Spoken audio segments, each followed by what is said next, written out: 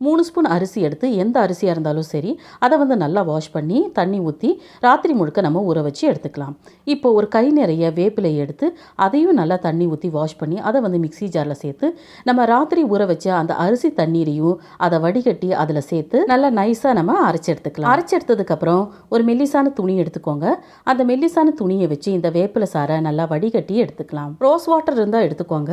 அதில் வந்து ஒரு 3 ஸ்பூன் அளவு இந்த வேப்பிலை சாரோட நம்ம மிக்ஸ் பண்ணிக்கலாம். இப்போ நம்ம 30 கிராம் சோப் பேஸை எடுத்து கொதிக்கிற தண்ணி மேலே வச்சு மெல்ட்டிங் பண்ணி அதையும் இது கூட சேர்த்துக்கலாம். உங்களுக்கு அதிக நுர வேணும்னா கொஞ்சம் அதிகமாக சோப் பேஸை இதே போல் மெல்ட்டிங் பண்ணி எடுத்துக்கலாம். அந்த மெல்ட்டிங் ஆன சோப் பேஸோட அந்த பாத்திரத்திலேயே கொஞ்சமாக தண்ணி சேர்த்து அதையும் இது கூட சேர்த்துக்கலாம். இப்போ இதை வந்து ஒரு குட்டி ஸ்ப்ரே பாட்டிலில் நம்ம புனரை வச்சு சேர்த்துக்கலாம். ரொம்பவே சூப்பரான ஃபேஸ் வாஷ் வீட்லேயே ரெடியாச்சு. நுரைக்கு வேண்டிதான் சோப் பேஸை சேர்த்துருக்கோம். சப்போஸ் உங்ககிட்ட சோப் பேஸ் இல்லைன்னா கிளிசரின் சோப்பில் ஒரு சின்ன துண்டை கொதிக்கிற தண்ணி மேலே வச்சு மெல்ட்டிங் பண்ணி சேர்த்துக்கோங்க. தேங்க்யூ.